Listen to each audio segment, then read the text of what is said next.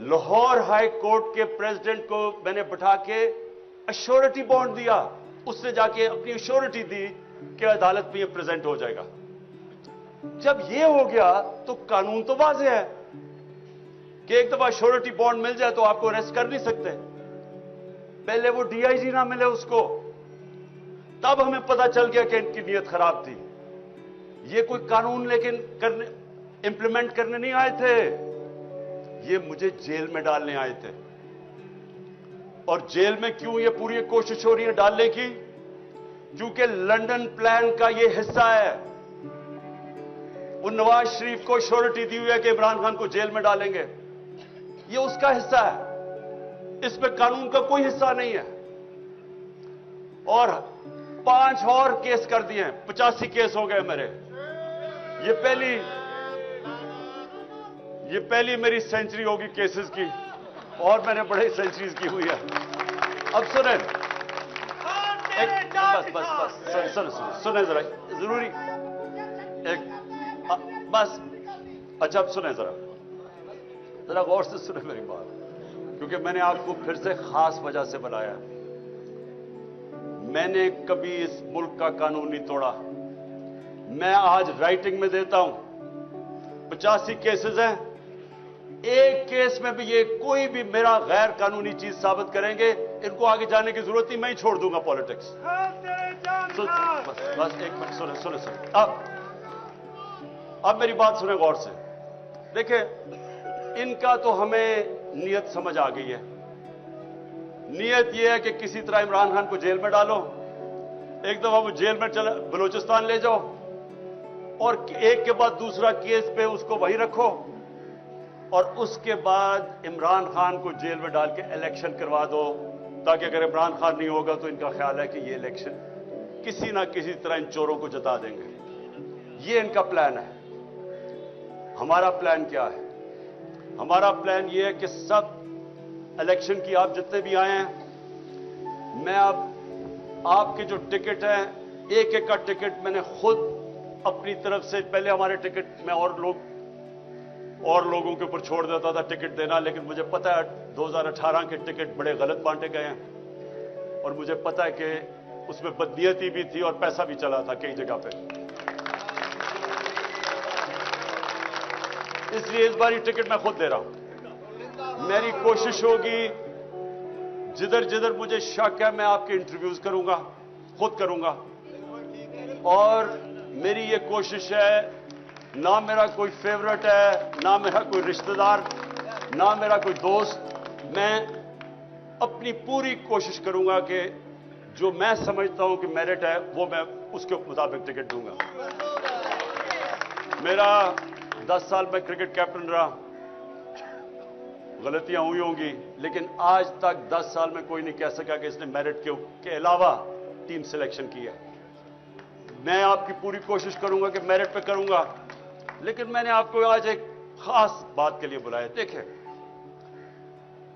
हम सारी चीजें करते हैं, पॉलिटिक्स में भी आते हैं, वजीर बनना चाहते हैं, वजीर आजम बनना चाहते हैं, अच्छी चीज है, लेकिन हम चाहते क्या आखिर में? हम 3 चीजों के लिए सब कुछ करते हैं। या हम पैसा बनाना चाहते हैं, हम अपनी जिंदगी बेहतर करना चाहते हैं, अपना रिस्क में इजाफा करना चाहते हैं, यह सबसे बड़ी वजह है। दूसरी, इज्जत मिलती है, डीसी सलाम करता है, पुलिस वाले आगे पीछे, वो बहुत बड़ी है कि हमारी इज्जत में इजाफा होता है जब हम एमएनए बन जाते हैं, वजीर बन जाते हैं, ये दूसरी वजह है। और तीसरी वजह यह है कि मुझे प्रोटेक्शन मिल जाती है। अगर मेरी लड़ाई है, इलाके में दुश्मनी है, तो जैसे ही मैं इलेक्शन जीतता हूं, स्टेट की मेरे पास पावर आ जाती है, मुझे प्रोटेक्शन मिल जाती है, यानी मेरा जब इज्जत में इजाफा भी होता है, मेरी जिंदगी भी बच जाती है। ये असल में ये 3 चीजें होती हैं जिसके लिए इंसान अपनी बिजनेस में भी ऊपर जाता है, पॉलिटिक्स में, जिंदगी में मेहनत करता है। देखिए, मैं आप अपनी जिंदगी से आपको बताना चाहता हूं। सबसे पहले जो सबसे बड़ा खौफ है वो है मौत का। ये एक ऐसा खौफ है जो इंसान को, गुलामी भी इंसान कबूल कर देता है मौत के खौफ से, बल्कि बदतरीन गुलामी इंसान की होती है जो वो खौफ की वजह से وہ رائے حق پہ نہیں کھڑا ہوتا. میں مثال دیتا رہتا ہوں کوفہ کے لوگوں کی کہ ان کو پتا تھا حضرت امام حسین حق پہ کھڑے ہیں,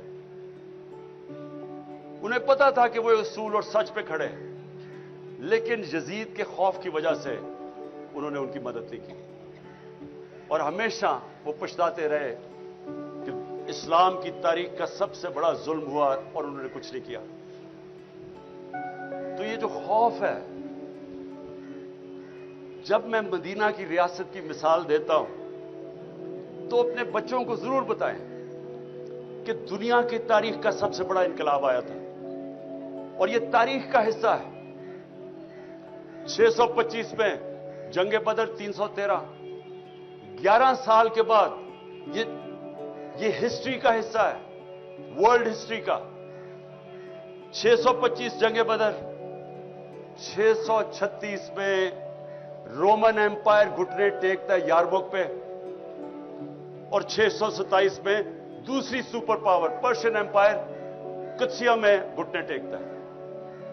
یہ ہیومن ہسٹری میں 11 سال میں کدھر 313 اور کدھر 2 سپر پاورز گر جاتی ہیں.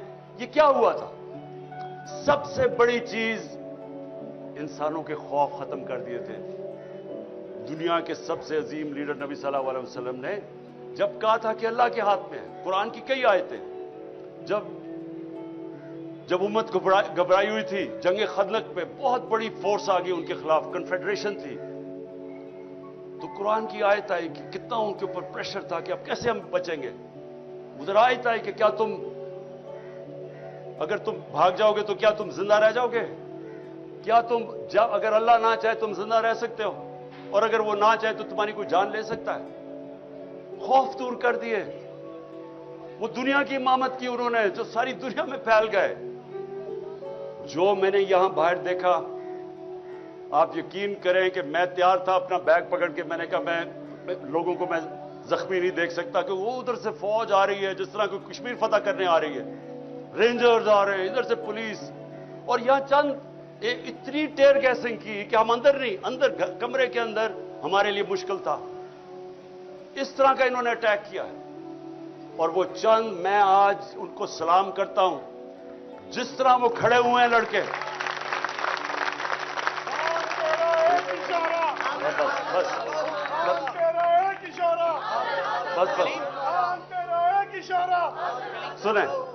سنیں اور کیوں وہ کھڑے ہوئے. میں جب یہاں سے تیار تھا میں نے کہا میں اب جاتا ہوں پولیس کو پکڑاتا ہوں, وہ سارے نے دیوار بن کے کھڑے ہو گئے کہ نہیں آپ نے نہیں جانا, یہ آپ کو تشدد کریں گے, مار دیں گے, زہر دے دیں گے جیل میں. وہ کھڑے ہو گئے سارے, اور جو وہ لڑے ہیں میں آپ کو بتاؤں, اتنی پولیس بندوقیں چلا رہے ہیں, وہ بیچاری سمابیہ وہ دیکھ رہے ہیں عورت آ رہی ہے, نشانہ لے کے اس کے اوپر وہ کارتوس چلاتا ہے. یعنی یہ کدھر ہوتا ہے ایسے؟ وہ کون سے ہم ظلم کر رہے تھے, کیا کر رہے تھے؟ پولیٹیکل لوگ ہیں, پاکستانی ہیں.